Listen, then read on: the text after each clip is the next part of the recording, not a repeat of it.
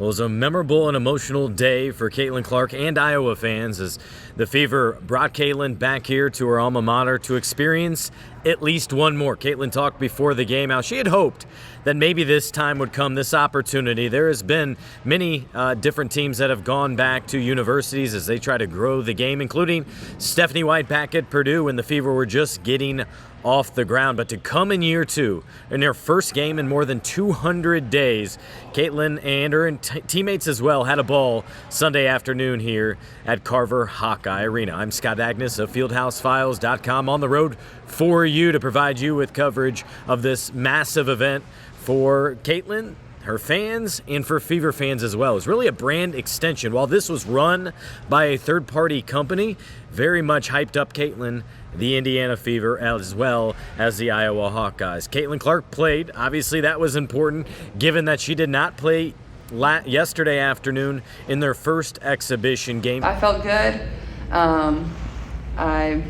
It was fun to get out there. I haven't played basketball in over like 200 days, so I was a little, nervous going into it. I don't get nervous, but nervous just because, I haven't been able to play basketball in a really long time. The competitive spirit in me, you just want to play really good for these fans. And so once I really got out there and kind of got in the flow of it and made that first shot, which I don't know why there wasn't a foul, but I'm glad I still made it. She's clearly dealing with a bruise in her thigh. She had heat on it before.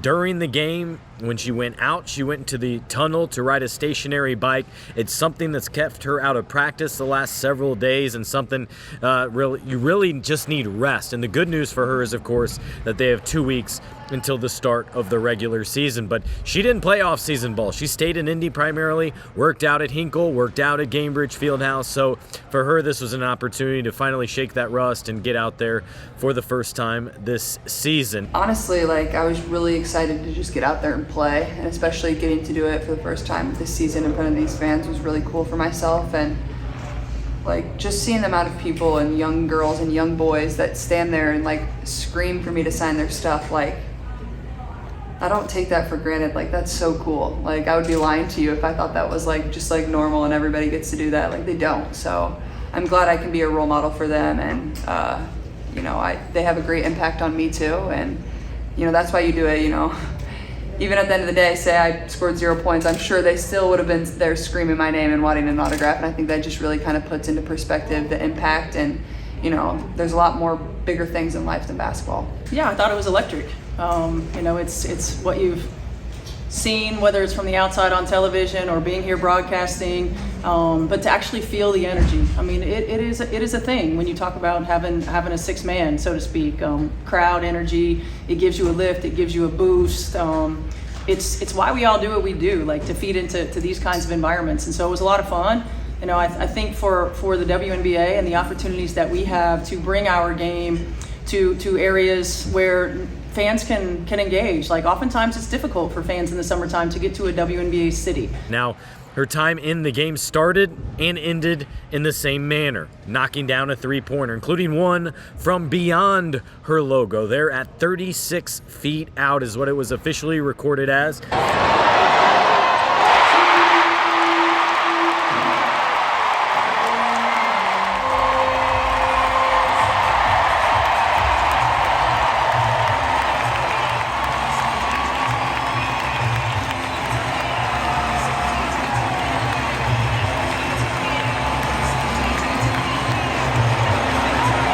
Right nearby here by the Fever stats crew, part of the several different members from the Fever that came here to make it feel like a Fever production. You also had Troy, the PA announcer. You had Olivia, the MC. So a good time was had, but you just knew Caitlyn was going to try one of those, right? But to knock it out on that final attempt right there, knowing she felt comfortable doing that because she knew she was about to come out of the game. Stephanie White left her in there for one more possession. She also said maybe it was a 2-for-1 because there was 30 seconds left in the clock. No, we know Caitlyn knows she is entertainment as much as she is basketball. So she enjoyed knocking down that shot. And then to the front end of the game, as she got the start with this new group, our first look at it, she started the game with a three-pointer. If you watch my pregame warm-up, I shoot far back. I think when I dribble into it, that's when I get my momentum. When my momentum is going forward, it really helps me. It's a little harder when I'm coming this way and then shooting back the other way. So that's my favorite, shooting off the dribble, especially in transition coming down the court. And I don't know if I shoot 36-footers every single day, but probably 30 plus for sure. But yeah, I think that it was just kind of spur of the moment thing. I've been watching her do it for 5 years really. So that's just who she is. It's what she does. I mean, nobody tells Steph Curry not to take good shots, right? So Caitlyn gave the sold-out crowd of 15,000 exactly what they wanted. There was a line around the block to even get in more than 2.5 hours before this game. They had to bump up time that media could get in. They had to bump up time that fans could get in. Unprecedented demand for what was a WNBA exhibition game. Truly remarkable, right? In a game that didn't count, and the Fever got the win 108-44. This day was a lot more than just basketball, than just a fan base wanting to hug Caitlyn Clark back and celebrate her as well, because so much of that, her time here was spent building up the program. It was spent building up women's basketball, and then it was pressure packed because they went to the national championship game in back-to-back years. Now, in this one, there's not too much to get out of this Fever game outside of the starting group playing together, some of the rookies getting extended opportunity, and a couple other players trying to make their case for the final roster spot. The Fever won. They dominated every single quarter. It was, again, the first time we saw this group entirely together, and Caitlyn playing obviously changes everything for that starting group. Well, everybody's aware of where she is on the floor. It helps her spacing, her ability to move the ball, to make the right read and the right play. She can stretch the floor, but everybody's focused on her coverage, right? And oftentimes she's going to get 2 and 3 defenders that have their eyes on her, so it's going to open up things for everybody else. And so it was nice to have that on the floor, nice to have another ball handler on the floor. I don't think we moved her off the ball as much as I would have liked to today. But again, just having her back out there and having her presence on the floor, her competitive spirit, and of course in this environment for the Iowa Hawkeye fans to be able to see her and for her to be able to enjoy another ride here in Carver Hawkeye Arena. Now, of the others, it was Makayla Timpson, the rookie from Florida State, shining in this one, making the most of just 10 minutes out on the court, scored 9 points. 5 of those, though, were out the foul line, which led the entire team. The roster spots, there are very few on this group, but they've got to keep her. They like that spot. A lot of executives talk about, we can't believe X player was on the board when we were on the clock. Well, that was indeed the case, certainly in this draft for this Indiana Fever. They are certainly a championship contending team, but you also have to think down the road in a couple more years, because they also have, Dewana Bonner and Natasha Howard. They really hope that a player like Makayla Timpson can be the replacement down the road for Natasha Howard. She's already broken her records at Florida State, and now she's on the Fever, hopefully here to stay. I just look to the vets. They give me a lot of great wisdom and knowledge, and, just to be myself, being under control and having that composure and knowing, I'm a great player, just having that confidence in myself and believing in myself, that's how I'm able to stay poised out on the court. When you think back at the celebration, the Caitlyn Clark showcase here today, you start with just the rare opportunity for a player to go back to their college. Once their time in college is up, usually that's it. But that's not the case here for Caitlyn. And who knows, given this turnout, given this success, that third-party company is going to want to come back. Iowa fans will want to come back. You just wonder, do the Fever, are there bigger opportunities? Do the W want to send them overseas? Yeah, I could absolutely see that. We've seen the commissioner talk about pursuing overseas opportunities, and one of the highlights of Caitlyn's time here was her Iowa team able to go overseas and spend it there in Croatia. She single-handedly sold out this building. 15,000 was the number, and a tip-off or intros.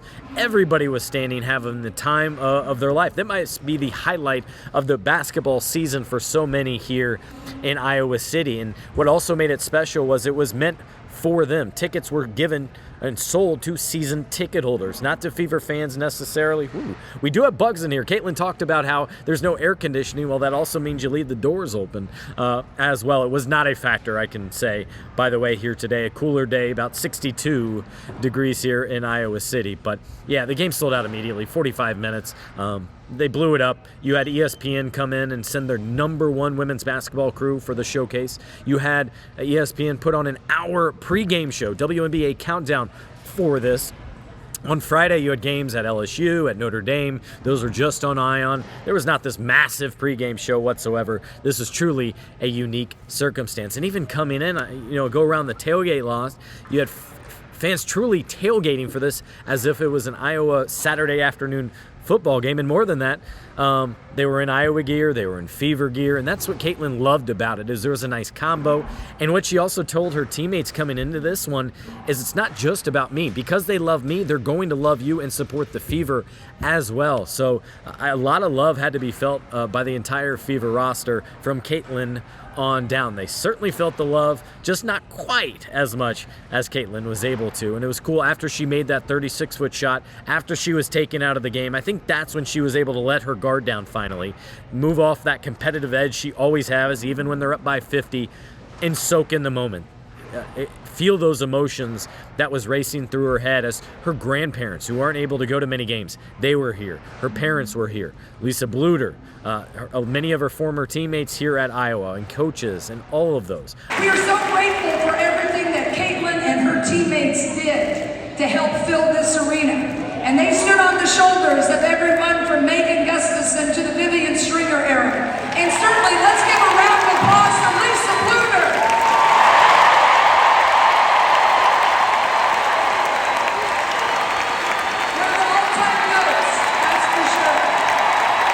Again, those are many of whom she was taking photos with to capture this moment here on the court after the game. And for the Fever and the W also, it's about growing the game, and I think they absolutely succeeded in that here this afternoon. It's amazing, just to see that how many people just love her in this city.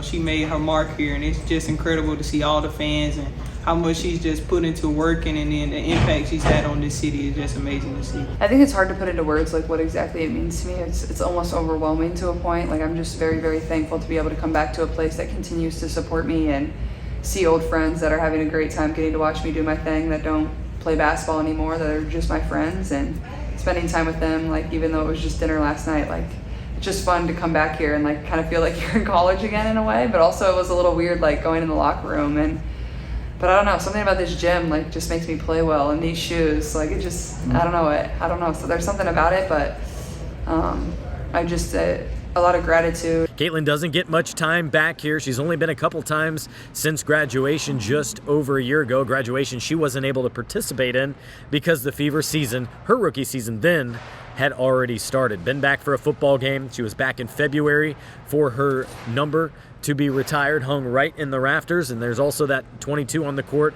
right out there. But apparently it's too close because she launched from officially 36 feet out and drilled it, and best of all, nothing but net on the first attempt. A memorable trip back, to be clear, about Caitlyn Clark and her teammates as well.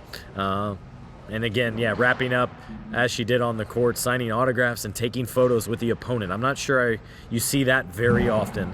Even they wanted in this Caitlyn Clark hysteria. It was great to be here in Iowa City, my first visit, and I'm guessing I'll be back again soon. Thanks everyone for joining me here on FieldhouseFiles.com and on YouTube. Hope everyone enjoyed following from along. I'm sure it got a massive number, probably over 2 million. We'll find out here in a couple days. Thanks for joining me, and I will talk to you all again soon.